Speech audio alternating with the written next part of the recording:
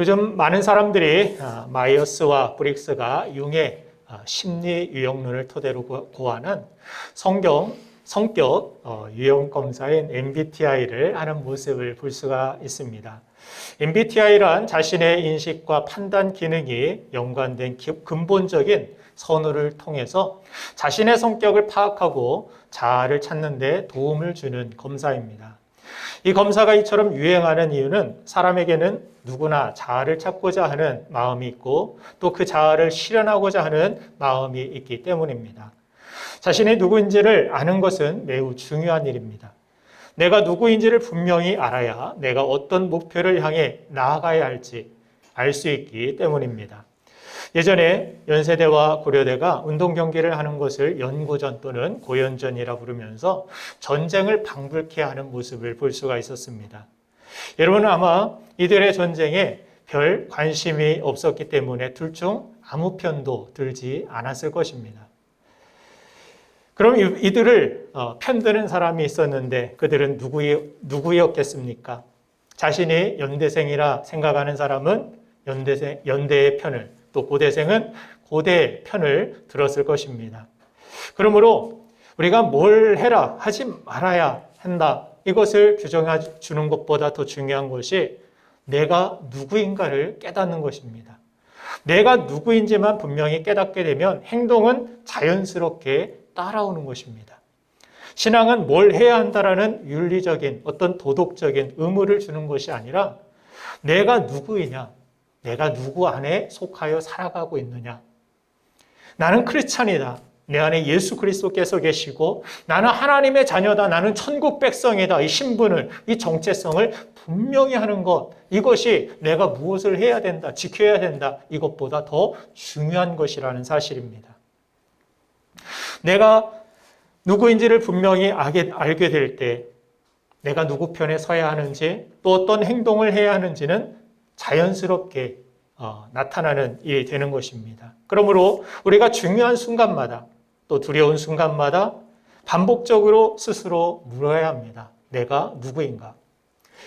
현재 세상은 눈에 보이는 가진 재산이나 겉모습을 중요시 여기면서 보이지 않는 소중한 가치를 저평가하는 그러한 시대를 우리가 살고 있습니다. 안타깝게도 믿음의 사람들마저 그런 세상의 영향력 속에서 하나님이 우리에게 부여해 주신 정체성을 잃어버리고 맥없이 살아가고 있는 것이 우리의 안타까운 현실입니다. 그런데 이렇게 정체성으로 고민하는 것은 단지 우리 시대의 문제만은 아니었습니다. 성경을 보면 하나님이 위대한 목적으로 사람들을 부르셨을 때 그 부르심에 응답하는 답변은 하나같이 정체성을 잃어버린 맥없는 답이었습니다.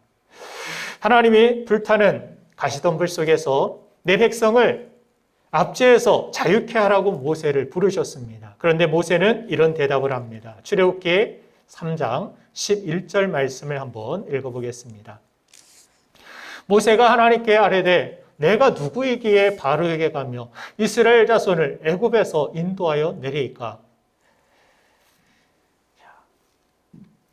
또한 사사기 6장을 보면 우리가 잘 아는 기드온과 300용사, 정말 하나님의 영광을 크게 돌렸던 그 인물을 부르실 때에도 이런 대답을 기드온이 하는 것을 볼 수 있습니다. 사사기 6장 15절입니다. 그러나 기드온이 그에게 대답하되 오 주여 내가 무엇으로 이스라엘을 구원하리이까? 보소서 나의 집은 므낫세 중에 극히 약하고 나는 내 아버지 집에서 가장 작은 자니이다 하니 뭔가 큰 것을 가져야 되고 뭔가 큰 능력이 있고 뭔가 큰 지위가 있어야 내가 그 일을 할 수 있지. 내가 어떻게 할 수 있겠습니까? 사람 잘못 보셨습니다. 다른 사람 찾아보십시오. 나는 아닙니다. 그것이 그들이 가졌던 맥없는 정체성이었다라는 사실입니다. 이처럼 우리가 알고 있는 위대한 믿음의 사람들도 처음엔 자신의 실패와 또 부족한 능력을 자신의 자아로, 자신의 정체성으로 여기고 아무런 영향력 없는 무미 건조한 삶을 살고 있었음을 성경은 우리에게 보여주고 있습니다. 이처럼 오늘 예배하는 우리 중 누군가는 그들처럼 내가 누구인지를 잃어버린 분이 계실지 모릅니다. 어떤 분은 과거의 실수로 자신을 규정하고 있고 또 어떤 분은 가정 환경과 자신이 가진 것으로 자신을 규정하면서 영향력은 고사하고 내가 무엇을 위해 살아야 할지 목표를 세울 엄두조차 내지 못하고 무기력한 삶을 살고 계실 수도 있습니다. 그러나 여러분들, 그런 우리에게도 소망이 있음은 하나님은 우리가 성경적인 자아 정체성을 가지고 이 시간 믿음으로 우리가 살기를 결단하며 그렇게 살아갈 때 우리가 가진 것과 상관없이 하나님의 위대한 뜻을, 하나님이 각 사람에게 주신 거룩한 소망과 그 소원을 연약하고 부족한 우리를 통하여 충분히 이루어 가실 수 있다는 사실입니다. 이것을 믿으시길 바랍니다.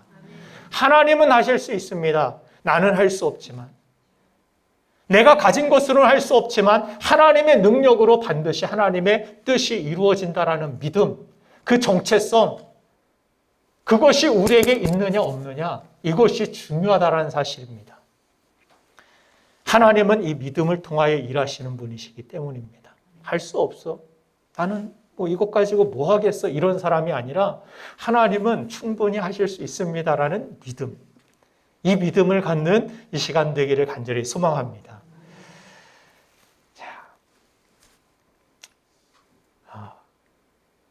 여러분들, 우리가 어떤 자아 정체성을 가지느냐에 따라서 여러분들의 미래가 완전히 달라질 수 있음을 성경은 우리에게 증명해 주고 있습니다.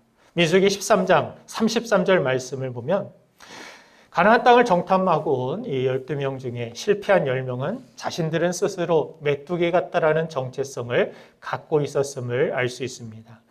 반면에 민수기 14장 9절을 보면은 주변에 선한 영향력을 끼치며 하나님이 약속한 복을 받고 또 존귀한 인생을 살았던 여호수아와 갈렙은 오히려 거대한 가나안 백성과 그 땅이 우리의 먹이라고 그런 정체성을 가지고 있음을 볼 수 있습니다. 그러므로 오늘 이 시간 우리가 어떤 정체성을 갖느냐가 매우 중요한 것입니다. 그러면 오늘 성경은 우리의 정체성에 대하여 뭐라고 말씀하고 계십니까? 오늘 본문 마태복음 5장 14절 말씀을 한번 읽어드리겠습니다. 너희는 세상의 빛이라. 산 위에 있는 동네가 숨겨지지 못할 것이요. 너희는 세상의 빛이라고 우리의 정체성에 대하여서 주님은 말씀하여 주셨습니다. 여러분들, 그런 의미에서 지금 옆 사람에게 이렇게 알려줘 봅시다. 당신은 세상의 빛이십니다. 아멘. 자, 당신이 세상의 빛이라는 말을 듣고서 살짝 민망함을 느끼는 이유는 아마도 내가 세상의 빛이 아니라는 생각이 여러분들 가운데 있기 때문일 것입니다.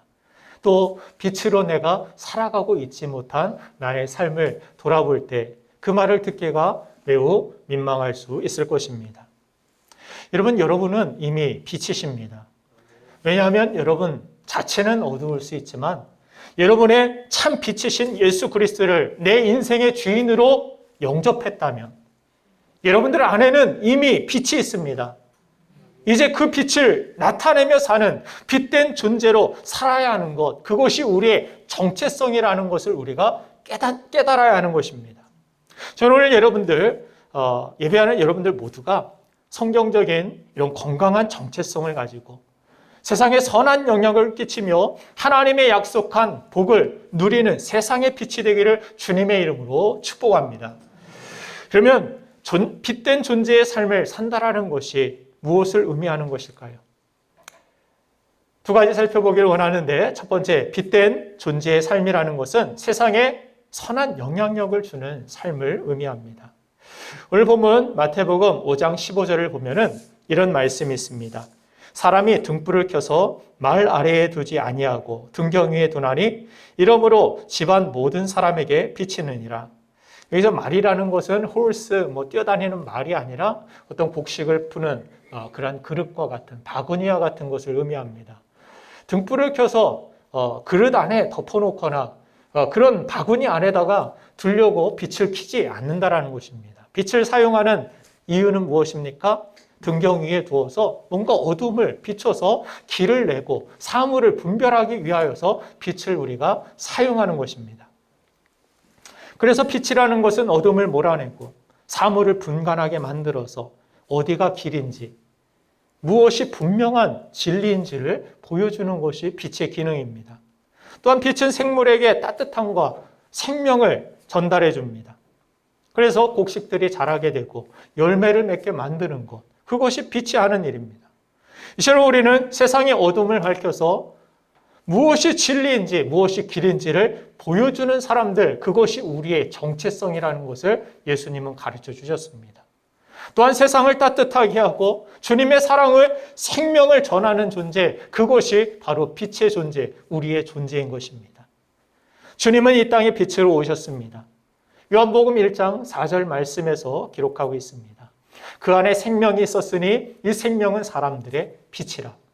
예수 그리스도는 영원한 생명을 가지고 이 땅에 오셨고 이 세상에 그 생명을 주시러 오셨고 그 생명은 그 자체가 빛이라고 말씀하고 계십니다. 무엇을 통하여서 우리가 생명을 얻을 수 있는지 그 빛은 알게 해 주었다라는 것입니다. 우리가 무엇을 통하여, 예수 그리스도를 통하여 영생을 얻을 수 있음을, 생명을 얻고 구원을 받을 수 있음을 예수님은 이 땅에서 우리에게 분명히 보여주신 것입니다. 그리고 이제 우리가 세상에 들어가서 그 빛을 나타내야 된다는 사실을 예수님은 우리에게 말씀하여 주신 것입니다. 그것이 우리의 빛의 사명인 것입니다. 우리는 빛으로 오신 예수 그리스도를 영접해야 되고 예수 그리스도를 세상에 드러내는 삶을 살아야 합니다. 요한복음 8장 12절 말씀을 한번 보겠습니다. 요한복음 8장 12절입니다. 예수께서 또 말씀하여 이르시되 나는 세상의 빛이니 나를 따르는 자는 어둠에 다니지 아니하고 생명의 빛을 얻으리라. 소금은 드러나면 짜서 음식을 먹을 수가 없게 됩니다. 우리는 지난 시간 살펴본 것과 같이 세상의 소금처럼 조용히 일할 줄 알아야 합니다. 주변에 맛을 낼 줄 알아야 합니다. 그러나 우리가 조용히만 일하는 것이 그리스도인이 아님을 알아야 됩니다. 때로 드러내야 할 것을 드러내서 빛을 비추는 삶, 그것이 우리의 존재라는 사실을 알아야 합니다. 기독교는 그래서 수도원적인 우리끼리 모여있는 존재, 그런 종교가 아닙니다. 어디 산속에 틀어박혀서 우리끼리 거룩하게 모여있다가 주님 재림하시면 주님을 거룩한 그 상태로 만나야 됩니다. 이단들이 주장하는 것처럼 그런 삶이 우리의 삶이 아닙니다. 세상이 어둡다고 해서 세상을 떠나서는 안 됩니다. 그것이 거룩함이 아닙니다. 세상 풍속에 동화되는 이 세속주의는 우리가 거부해야 되지만 동시에 세상을 무조건 멀리하는 은둔주의도 거부해야 됩니다. 어떤 사람은 세상에 나아가서 세상 속에서 빛을 발해야 된다니까 세상 속으로 들어가긴 했는데 세상에 동화돼 버리는 사람도 있습니다. 세상의 풍속을 따라서 세상에 즐길 것들을 다 즐기면서 우리가 어떻게 예수님의 빛을 드러낼 수 있습니까? 세상과 구별됨이 세상 속에 들어가되 구별됨이 있고 그 안에서 거룩함이 있고 그 안에서 섬김이 있고 희생이 있고 주님의 십자가를 나타내는 그런 삶, 그런 삶을 살아야 되는데 세상 속으로 들어가라니까 맨날 이리저리 쫓아다니면서 거룩하지 못한 일만 하고 그런 삶에 어떻게 하나님의 영광이 있고 하나님의 축복이 있을 수 있겠습니까? 그것은 오히려 망하는 길이 되겠죠. 바닷물 속에 물고기가 물속에서 짜지 않음처럼 세상 속에 들어가서 어두운 곳에서 예수 그리스도의 사랑을, 예수 그리스도의 소망을 비추는 삶, 그것이 빛된 삶이라는 사실을 우리는 알아야 할 것입니다. 등불은 어두울 때 우리가 켜게 됩니다. 세상이 어두울 때 해야 할 일은 떠나는 일이 아니라 비추는 일입니다. 세상은 점점 어두워진다라고 이야기합니다. 그러면 무엇을 해야 될까요? 비춰야 됩니다. 세상 어두워, 왜 이렇게 어두워, 캄캄해. 이 말하는 것이 우리의 존재의 이유가 아닙니다. 빛은 말이 없습니다. 조용히 그 존재로 빛을 세상의 어둠 속에서 비춰내는 것. 그것이 그리스도인이라는 것입니다. 그런데 많은 사람들이 오래 신앙생활 했다는 사람들이 성경을 잘 안다는 사람들이 하는 일이 머릿속에 성경 지식만 잔뜩 가지고 이것저것 비판하면서 어둡다고, 교회가 어둡다고, 교회가 왜 이 모양이냐고, 성도들이 왜 이 모양이냐고, 세상은 왜 이 모양이냐고 손가락질하는 데만, 그것은 빛이 아닙니다. 빛은 손가락질하지 않습니다. 빛은 그 자체로 어둠을 비추어냅니다. 그래서 어디로 가야 될지를 제시하고, 그 빛에 그 촛불이 자신을 태워서, 자신을 희생해서 무엇을 위해서 우리가 살아가야 될지, 나아가야 될지 그 방향을 제시해 주는 것이 빛이 하는 일인 것입니다. 그것이 바로 우리 그리스도인들이 해야 할 일인 것입니다. 오늘날 밤에 한 철로 기사가 철로의 손상을 미리 발견하고서 기차가 서두로 열심히 램프를 흔들었다고 합니다. 근데 기차는 램프를 못 보고 탈선되어서 큰 사고, 인명사고가 나게 되었습니다. 나중에 그 선로 기사가 법정에 서게 되어서 판사가 그에게 묻습니다. 당신은 사고 난 그날 밤에 그곳에서 근무했습니까? 그렇다고 대답하자 판사가 또 묻습니다. 그때 손에 램프를 가졌습니까? 그가 또 대답합니다. 네, 그렇습니다. 판사가 마지막으로 묻습니다. 당신은 램프를 기차를 향해서 흔들었습니까? 네, 그렇습니다. 그러자 그는 결국 무죄 방면이 되었습니다. 그러나 나중에 이 사람이 법정을 나오면서 그의 친구에게 이렇게 말했다고 합니다. 그때 판사가 내가 흔들었던 램프에 불이 켜져 있었느냐고 묻지 않아서 정말 다행이었어. 결국 그는 기름이 떨어져 버린 빛이 없는 깜깜한 램프를 기차를 향해서 흔들고 있었기 때문에 사고가 난 것입니다. 사랑하는 여러분들, 지금도 빛이 꺼진 램프를 들고서 흔드는 이름만 가진 그러한 성도들, 그런 크리스찬이 얼마나 많이 있습니까?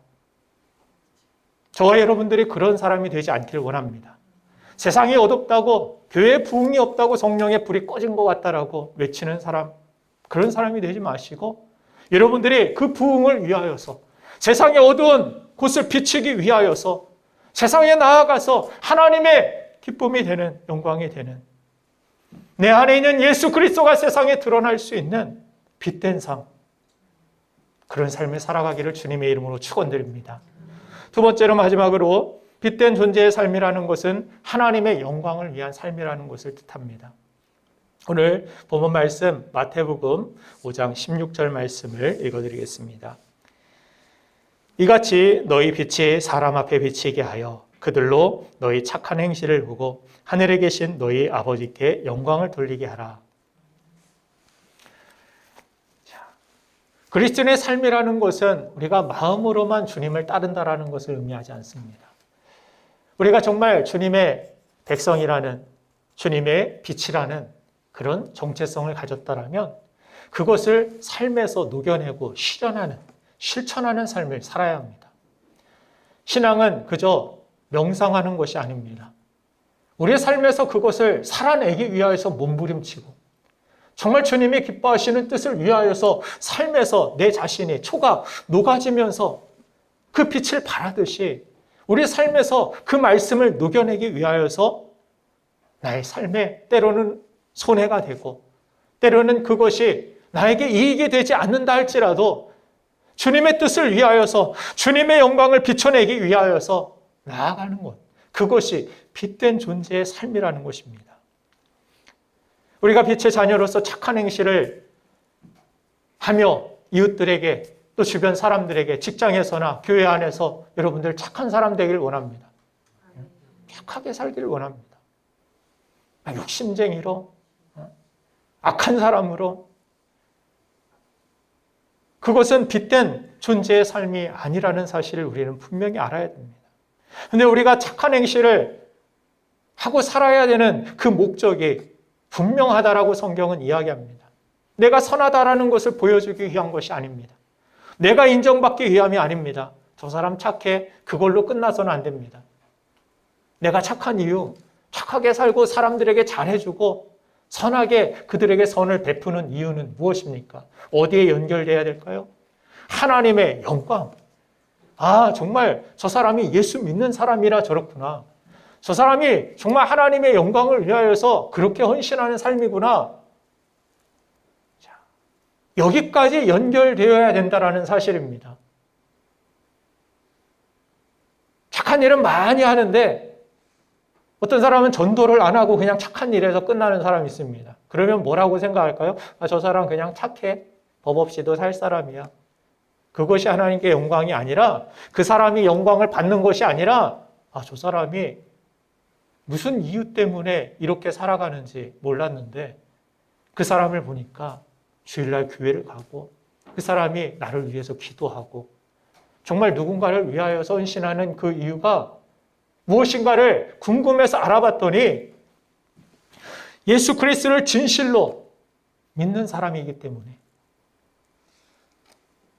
그 십자가의 그 의미가, 그 영광이 세상에 드러날 수 있도록, 나타낼 수 있도록 그 목적을 위해 살아간다라면 때로 당장 나타나지 않을 수도 있겠습니다. 그러나 결국에는 우리가 그 목적이 분명히 하여, 그 비전을 분명히 하여 살아간다라면 결국에는 여러분들의 선함이, 여러분들의 착한 행실이, 여러분들이 주님을 위하여서 받았던 그 손해와 그 고통과 그 헌신들이 하나님께 영광이 되고 하나님께 열매가 되는 귀한 헌신으로 자리 잡게 될 줄로 저는 믿습니다.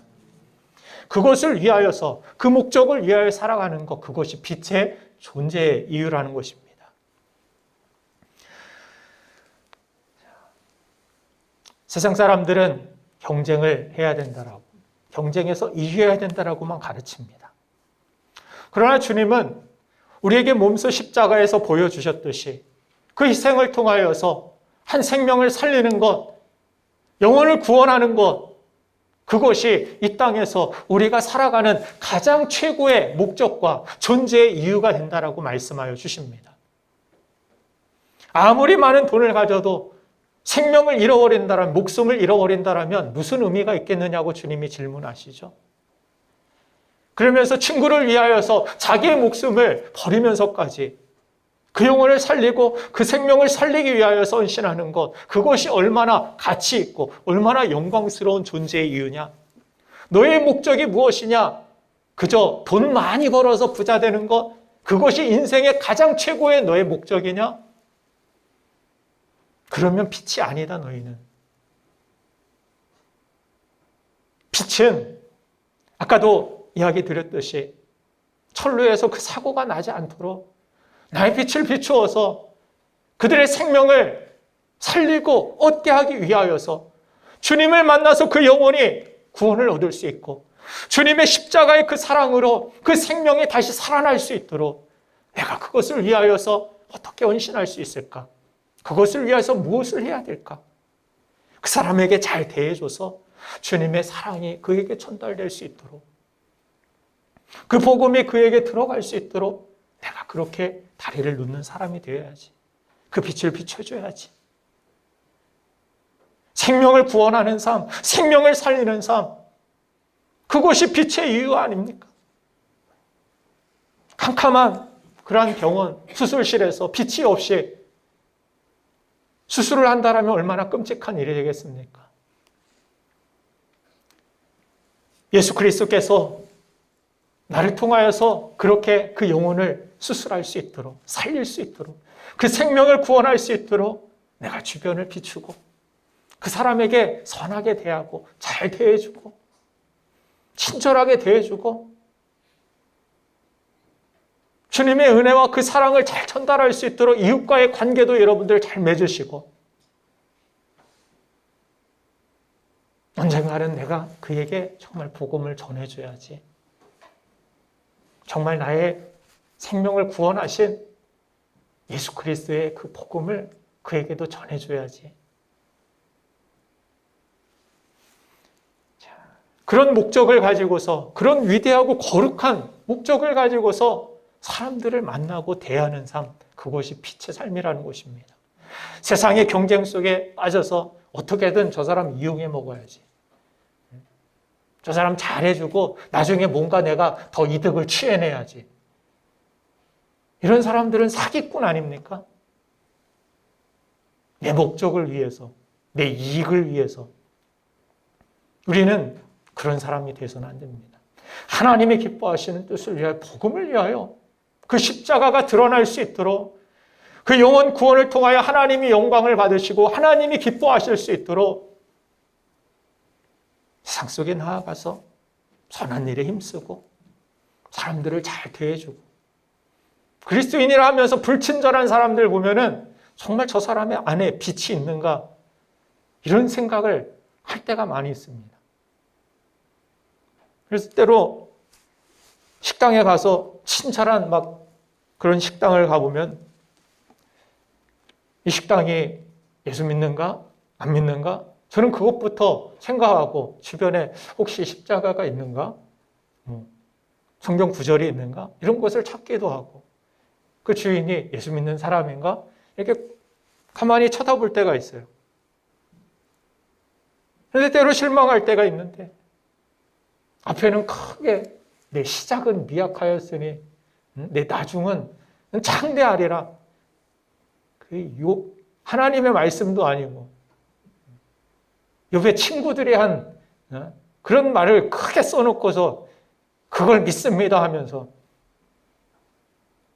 물론 시작을 하나님께서 미약하게 하시고 나중에 창대케 하실 때도 있지만, 그런데 그거 크게 붙여놓고 막 불친절하고 아주 막 기분 나쁘게 해서 다시는 안 와야지 봤는데 성경 구절이 있어요.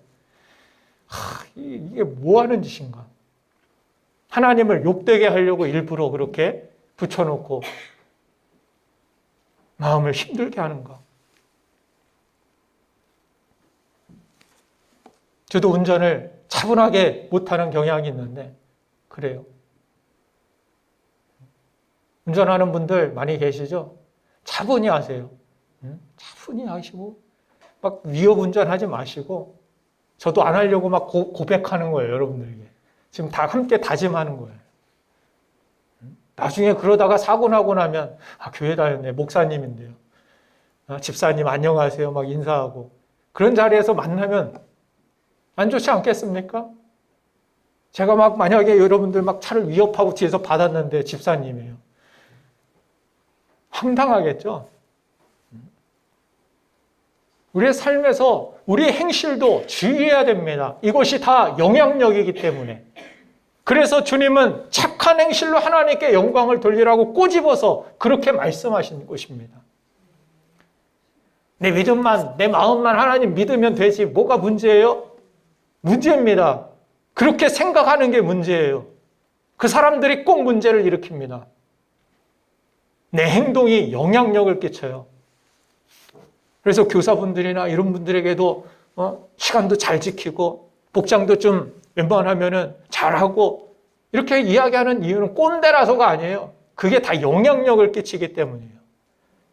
아이들에게 영향을 주게 되고 성도들에게 영향을 끼치고, 저도 오늘 그냥 막 마음껏 제 마음대로 옷을 입고 올 수도 있었는데 그래도 단정하고 그나마 깨끗한 옷을 입고 왔어요. 저는 운동화 신고 오늘 체육복 입고 이렇게 면티 입고 여기서 오고 싶었는데 그게 제일 편하겠죠. 그냥 영향을 주는 자리이기 때문에. 다른 의미에서의 영향을 주기 위해서는 뭐 편한 복장을 할 수도 있겠지만, 배신자들을 뭐 초청하거나 그러면 그들과 같은 비슷한 복장을 통해서 가까이 가려는 그런 의도를 가지고 그럴 수는 있겠지만, 영향력의 측면에서 그래서 우리의 태도, 우리의 삶을 돌아보는 것, 이게 정말 하나님의 영광을 나타내고 선한 영향력을 주는 것인지 점검해보고 생각해보라는 것입니다. 이 말을 통해서, 나의 표정을 통해서, 나의 행사를 통해서 그 사람에게 정말 이 모습을 통해 예수님을 전할 수 있고 하나님의 영광을 나타낼 수 있는지. 여러분들, 오늘 예수님은 우리에게 세상의 빛이라고 정말 감히 감당할 수 없는 그런 말씀을, 그런 정체성을 우리에게 말씀하여 주셨습니다.